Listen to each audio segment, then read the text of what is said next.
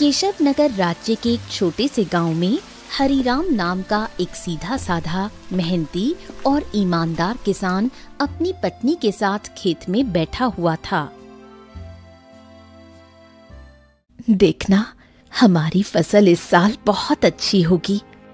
हाँ, क्योंकि मेरी मेहनत के साथ साथ मेरे खेत की जमीन पर तुम्हारी मेहनत का पसीना भी शामिल है अर्चना। हाँ। नहीं, सारे गांव में केवल तुम ही मेहनती और ईमानदार हो। तुम्हारे पास जमीन तो कम है, लेकिन तुम्हारा दिल बहुत बड़ा है। कुछ देर बाद दोनों पति पत्नी घर चले गए।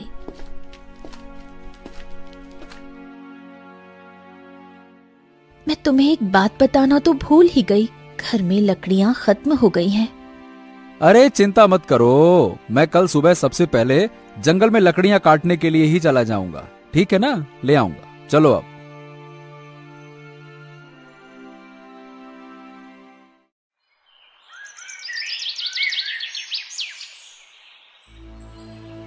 अगली सुबह हरिराम लकड़ियां काटने के लिए जंगल चला गया।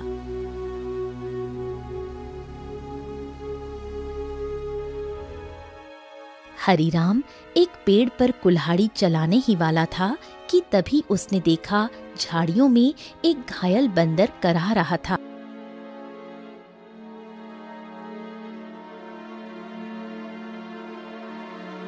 हे भगवान, बाप रे, इस बंदर को तो लगता है किसी ने बुरी तरह से घायल कर दिया है। जरूर किसी जंगली जानवर ने इसके ऊपर हमला किया होगा। बताओ भला, बेचारे का हाथ खून से भरा हुआ है। ओहो हो। हरिराम बंदर के पास बैठा था। काश तू बोल सकता तो बता सकता कि तेरी तकलीफ कहाँ है। फिलहाल तो तेरे हाथ में खून दिख रहा है, लेकिन जिस तरह से तू दर्द से तड़प रहा है ना, बाप रे, तकलीफ तो कहीं और ही है। उसी समय वहां एक साधु आ पहुंचा। कौन हो तुम और बंदर से क्या बातें कर रहे हो? प्रणाम साधु महाराज, मैं तो बस लकड़ियां काटने के लिए जंगल में आया था। इस घायल बंदर को देखा तो इसके ऊपर तरस आ गया। लगता है किसी जंगली जानवर ने हमला किया है इसके ऊपर। देखिए ना, इसके हाथ से खून बह रहा है, लेकिन जिस तरह ये दर्द से तड़प रहा है, मुझे तो लगता है कि इसे कहीं और ही तकलीफ है। बहुत कम इंसान होते हैं जिनके मन में जानवरों के प्रति इंसानियत होती है। रुको रुको रुको। ओम।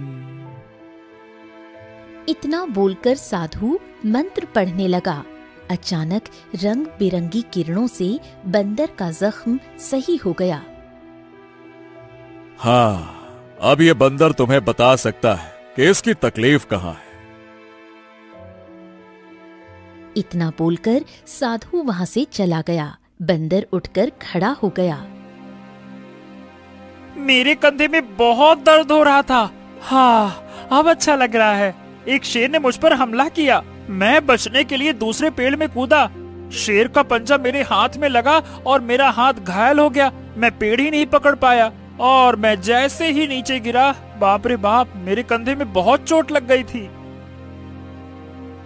अरे, तुम तो बिल्कुल मनुष्य की आवाज में बात कर रहे हो। ये कैसे संभव हुआ?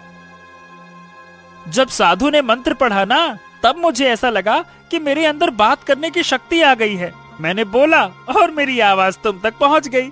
लगता है ये चमत्कार साधु बाबा ने किया है। हाँ।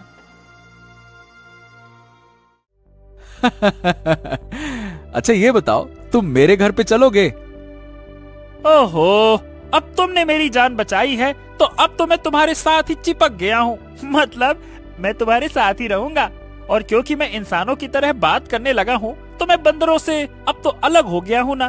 क्या करूंगा उन बंदरों के साथ रहकर? अब तुमसे बातें करूंगा जी भर के। चलो, तुम मेरा कोई अलग नाम भी रख सकते हो। बताओ बताओ, मेरा क्या नाम रखोगे? बड़े मजे की बातें करते हो तुम। चलो ठीक है, मैं तुम्हें आज से गोलू कह के पुकारूंगा। क्यों, कैसा नाम है? अच्छा नाम है ना? हाँ, अच्छा नाम है। चलो चलो चलो चलो, घर चलते हैं।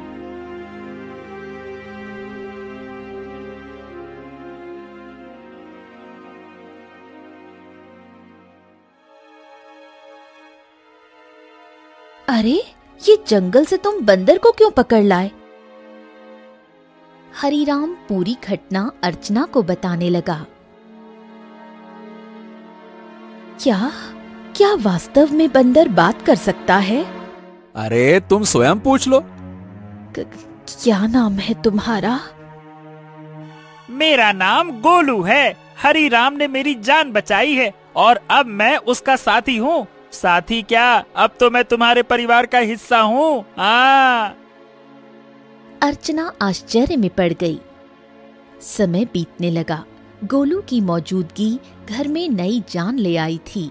धीरे धीरे गोलू अर्चना के काम में हाथ बटाने लगा। गोलू अब हरिराम का सच्चा साथी बन चुका था। एक दिन गोलू हरिराम से बोला,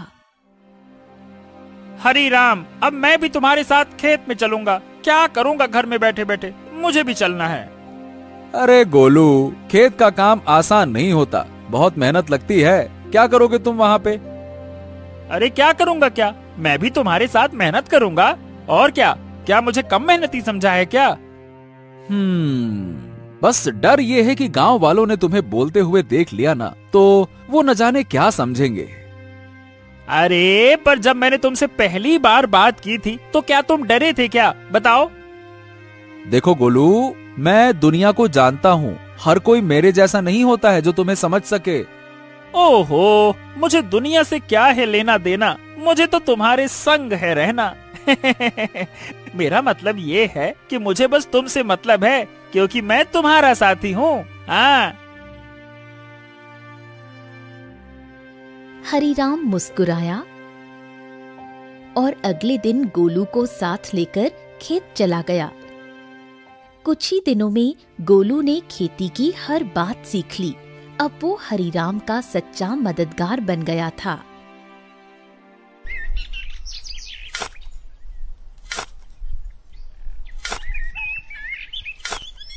हरिराम, अरे आज की मिट्टी तो बहुत भारी लग रही है।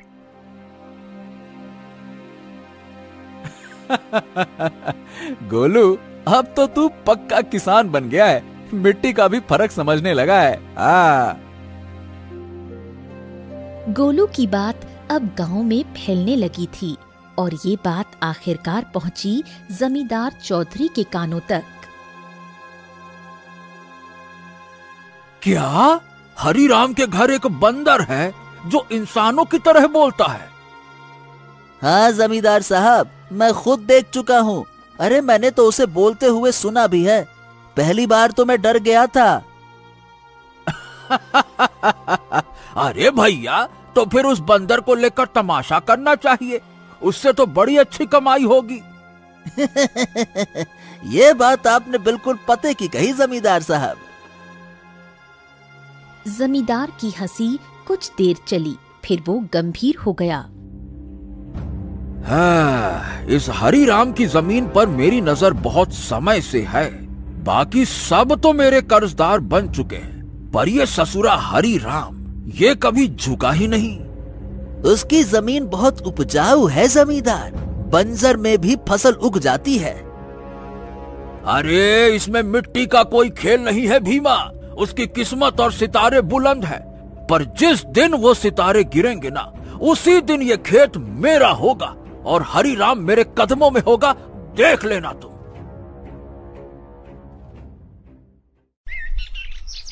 समय ऐसे ही बीतने लगा।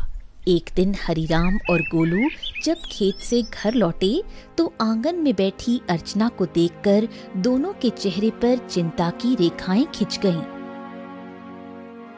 अरे अर्चना, क्या हुआ? ये कैसी खांसी है?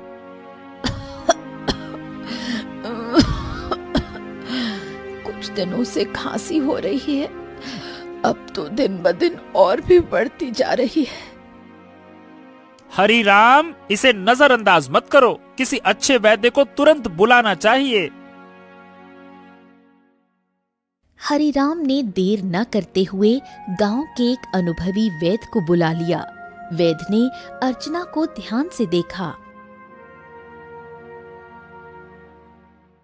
हरिराम, देखो, इन्हें एक विचित्र बीमारी हो गई है। अगर समय पर इलाज न मिला तो ये जानलेवा हो सकती है। हाँ, नहीं नहीं नहीं नहीं वैद्य जी, आप तो इलाज शुरू कीजिए, मैं कोई कसर नहीं छोड़ूंगा।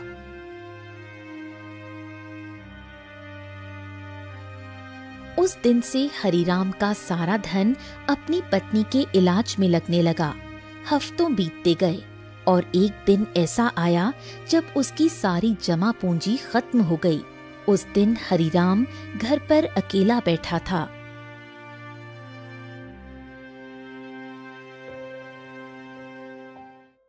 ऐसे उदास मत बैठिए, मैं अपने आप ठीक हो जाऊंगी।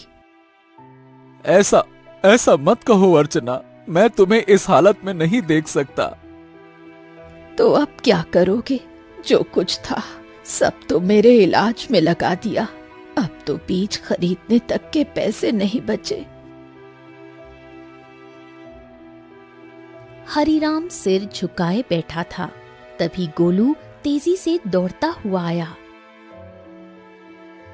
हरिराम, हिम्मत मत हारो। तुम्हारे 2 भाई इस गांव में रहते हैं और तुमसे ज्यादा धनी भी हैं। उनसे मदद क्यों नहीं मांगते हो, हैं? हरिराम को ये बात ठीक लगी। उसी शाम वो गोलू को साथ लेकर अपने बड़े भाई केशव के घर गया।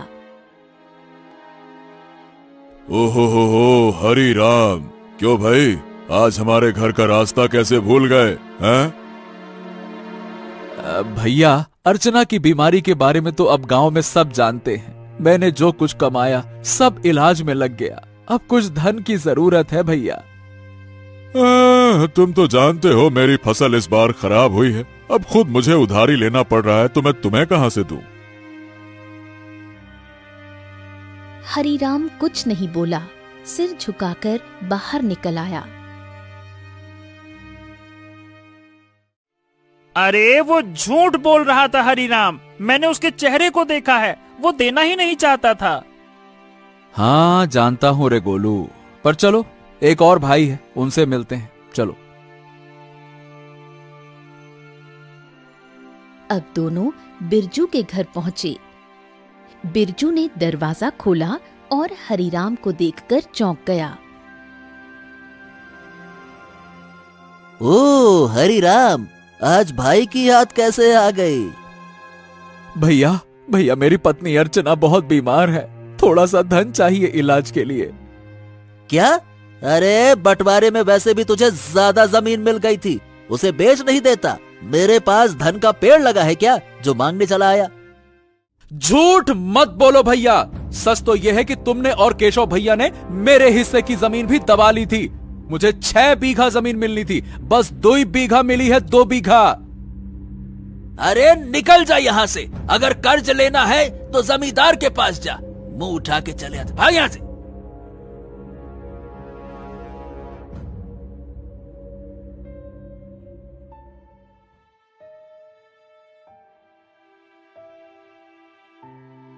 कैसे भाई हैं तुम्हारे हरिराम, एक भी मदद को तैयार ही नहीं है।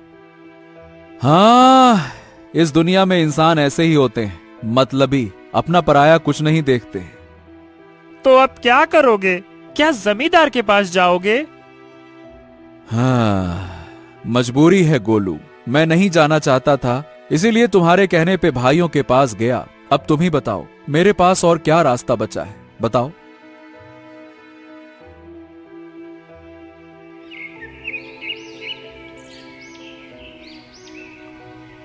अगले दिन हरिराम और गोलू जमींदार की हवेली में जा पहुंचे। उम्मीद उसे कम थी, मगर अपनी पत्नी की खातिर उसने खुद को झुका दिया था। मैं जानता था हरिराम, एक न एक दिन तू चलकर मेरी हवेली में जरूर आएगा भैया। आपने बिल्कुल सही कहा था मालिक, जब तक इसकी किस्मत चमक रही थी तब तक बहुत अकड़ में चलता था। अब देखो कैसा मुरझाया मुरझाया सा खड़ा है। ए जमींदार, तुम्हें किसी की हालत का मजाक उड़ाने का हक नहीं है। लोग तुम्हारा सम्मान करते हैं, तुम्हें भी दूसरों का सम्मान करना चाहिए, समझे? ए बदरवा, बकवास बंद कर। तू इंसानों की तरह बोलता है, इसका मतलब ये नहीं है कि तू इंसान बन गया है, समझा? हाँ भैया हरिराम, बताओ बताओ क्यों आए हो? क्या बताएं, आपको तो सब पता है, मेरी पत्नी बीमार है, सारा धन इलाज में चला गया, कुछ धन की आवश्यकता है। अच्छा, धन चाहिए तो भैया मेरी शर्तें सुन लो। ब्याज 50% और बदले में कुछ गिरवी रखना होगा। हाँ, मेरे पास कुछ बचा है क्या जो गिरवी रखूं? जो सोने के आभूषण थे वो भी इलाज में बिक चुके हैं। अरे है ना, क्यों नहीं है?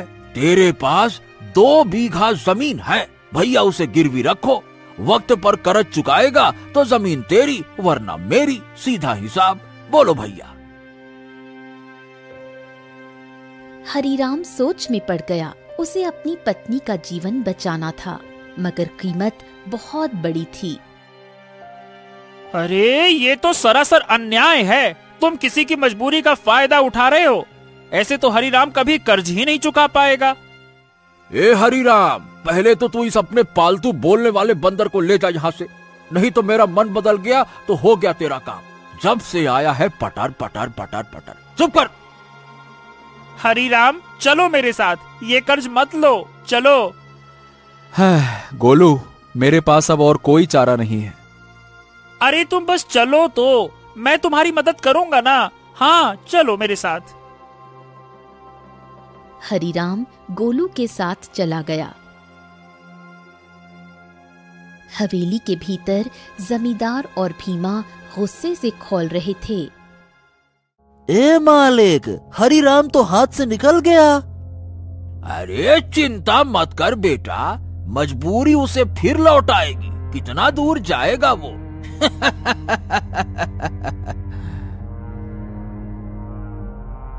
हरीराम गोलू के साथ घर पर आ पहुंचा और गोलू तुरंत वहां से चला गया। शाम तक गोलू लौटकर नहीं आया। हरीराम और अर्चना की चिंता बढ़ने लगी। गोलू अब तक क्यों नहीं आया? कहीं जमींदार ने उसे कुछ कर तो नहीं दिया? अरे पता नहीं कहां गया। मेरा मन भी बड़ा बेचैन है। रात बीत गई। सुबह सूरज की किरणों के साथ ही गोलू वहां पहुंचा, हाथ में एक चमकती जड़ी बूटी के साथ। अरे गोलू, तू कहां था? हमें लगा कहीं तुझे कुछ हो तो नहीं गया। अरे मैं जंगल गया था उन साधु महाराज को ढूंढने जिनसे मुझे बोलने की शक्ति मिली थी। उन्हें मैंने सारी बात बताई और उन्होंने दया करके ये जड़ी बूटी दी है। उन्होंने कहा है कि इससे से बड़ी बीमारी ठीक हो सकती है। हाँ। गोलू ने वो जड़ी बूटी अर्चना को दे दी। कुछ देर बाद अर्चना की आंखों में चमक लौट आई। मुझे बिल्कुल स्वस्थ महसूस हो रहा है, जैसे मैं कभी बीमार ही नहीं थी। हाँ। अर्चना, तुम्हारी खांसी भी ठीक हो गई। और गोलू, तू तो हमारे लिए देवता बन गया। अगर तू नहीं होता तो मैं जमींदार से कर्ज लेकर अपनी खेती भी खो बैठता।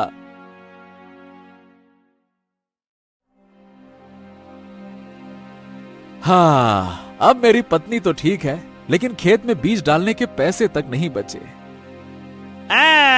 मैं जानता था कि अर्चना के ठीक होने के बाद तुम्हें बीज की जरूरत पड़ेगी, इसीलिए मैं साधु महाराज से बीज भी लेकर आया हूँ। हाँ, ये देखो। क्या बीज? हाँ, उन्होंने ये चमत्कारी बीज दिए हैं। अब देखो, अगर तुम इन्हें अपने खेत में बो दोगे तो ऐसी फसल उगेगी जो पूरे राज्य में किसी ने नहीं उगाई होगी, और सबसे पहले तुम्हारी फसल ही तैयार होगी। हाँ, मजा आ गया ना? इतनी जल्दी? हाँ, लेकिन एक शर्त भी दी है साधु महाराज ने।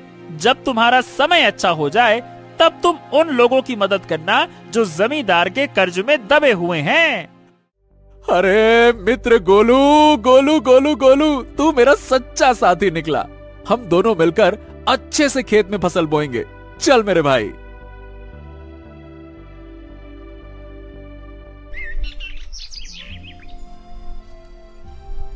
अगले ही दिन हरीराम, गोलू और अर्चना ने मिलकर खेत जोता, बीज बोया और आकाश की ओर देखकर मेहनत का वादा किया।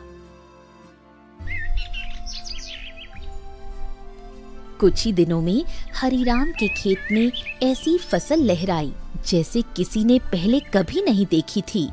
गांव वाले चकित रह गए।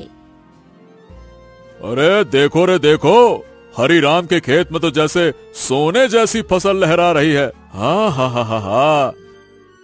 हाँ, हमारी फसल तो अभी जामी भी नहीं है और इसकी तो फसल भी तैयार हो गई। और उसकी बीवी अर्चना, जो कि महीनों बीमार रही, अब रोज खेत में काम करती है। भैया, ये तो कोई चमत्कार ही लगता है।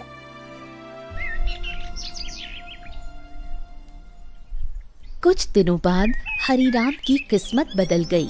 चमत्कारी फसल ने उसे गांव का सबसे सफल किसान बना दिया। बाजार में उसके नाम की चर्चा फैल गई। हरि राम, जपो राम नाम, बन गया तू धनवान। जो सोचा था वो हो गया सच। हाँ, वाकई में सच तो हो गया। लेकिन अब बारी है गोलू वादा निभाने की, उन सब की मदद करने की जो जमींदार के कर्ज में डूबे हैं। हाँ बिल्कुल, चलो आज से ही शुरुआत करते हैं। अपने गांव का बिंदेसर का खेत सबसे पहले छुड़ाते हैं। चलो।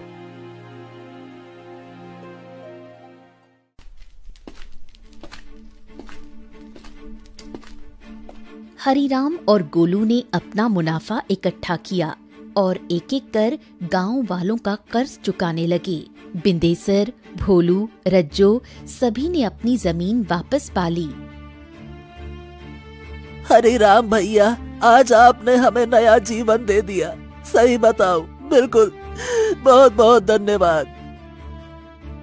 गांव में खुशी लौटने लगी, लेकिन जमींदार के चेहरे पर उदासी छा गई। ये सब देखकर जमींदार गुस्से से अपने साथी भीमा से बोला, हाँ, ए भीमा, तू देख रहा है ना कि क्या हो रहा है? हाँ मालिक, हरिराम ने सबके कर्जे चुकाने शुरू कर दिए हैं। अगर यही चलता रहा तो एक दिन तो मेरी जमींदारी ही खत्म हो जाएगी और मेरा दबदबा भी खत्म हो जाएगा। आप तो आदेश दीजिए मालिक की करना क्या है। अब बहुत हो गया भीमा। अगर ये हरिराम ऐसे ही सबकी जमीन छुड़वाता रहा तो मेरा क्या बचेगा? मेरा दबदबा, मेरी हवेली है। अरे मालिक, आप तो बस आदेश कीजिए, कल ही उसका काम तमाम कर दूंगा। सब खेत में काम करते हैं, वही खत्म कर दूंगा। कहिए। खून जमीन पर गिरे ऐसा मारना साले को, ताकि सबके दिल में डर उतर जाए। जा, हरिराम को मिटा दे, जा।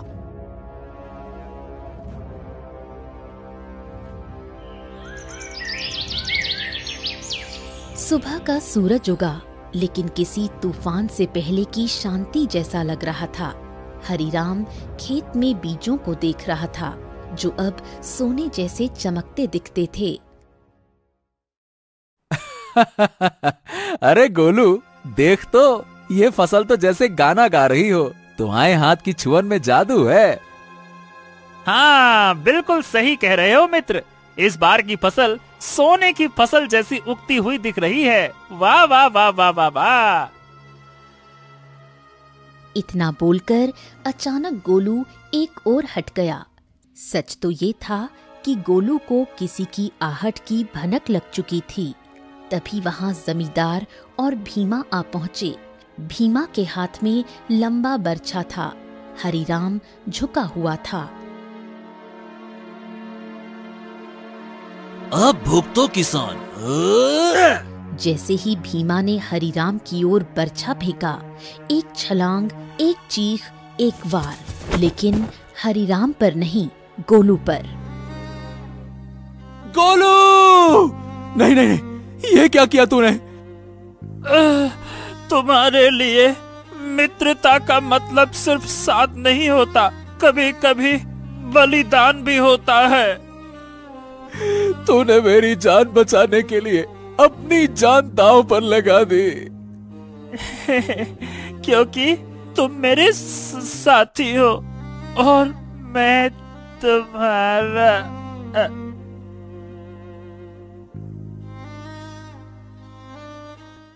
जमींदार और भीमा अविश्वास भरी नजरों से घायल गोलू को देखने लगे। भीमा जमींदार की ओर देखकर बोला, अरे ये क्या जमींदार, इस मूर्ख बंदर ने तो हरिराम के ऊपर लगने वाला वार अपने ऊपर ले लिया। हाँ, तुमने सही कहा, लेकिन मैं फिर भी हरिराम को जीवित नहीं छोड़ूंगा। इतना बोलकर जमींदार गोलू की ओर देखकर क्रोधित अवस्था में बोला, अरे तू मूर्ख का मूर्ख बंदर ही रहा। अरे तू इंसानों की तरह बोल सकता था और इंसानों की तरह रहने लगा था, लेकिन तू इंसानों की तरह चतुराई नहीं सीख सका। तुझे क्या जरूरत थी अपने ऊपर वार लेने की? क्या आवश्यकता थी बलिदान देने की? मूर्ख बंदर कहीं का, तूने मेरे सारे किए कराए पर पानी फेर दिया। लेकिन तुझे क्या लगता है कि मैं हरिराम को जीवित छोड़ दूंगा? नहीं, मैं हरिराम को जीवित बिल्कुल नहीं छोड़ूंगा, क्योंकि उसकी वजह से ही मेरा गांव में दबदबा समाप्त हुआ है। तेरा ये बलिदान बेकार जाएगा रे मूर्ख बंदर, रुक जा। गोलू के होठों पर एक हल्की मुस्कान अब भी जिंदा थी। गोलू ने अपने मित्र हरिराम को मुस्कुराते हुए देखते हुए ही दम तोड़ दिया। तभी वहां वही साधु प्रकट हो गया जिसने गोलू को बोलने की शक्ति दी थी और जिसने गोलू को हरिराम की पत्नी को बीमारी से बचाने के लिए जड़ी बूटी और जादुई बीज दिए थे। साधु क्रोधित अवस्था में जमींदार और भीमा की तरफ देखकर बोला, जिसने निर्दोष की जान ली उसका पाप अब उससे बदला मांगेगा। जमींदार और भीमा, तुम दोनों ने बहुत बड़ा पाप किया है। तुम्हें इस संसार में खुलेआम रहने का कोई अधिकार नहीं है। तुम दोनों समाज के लिए खतरा हो। रुक जाओ।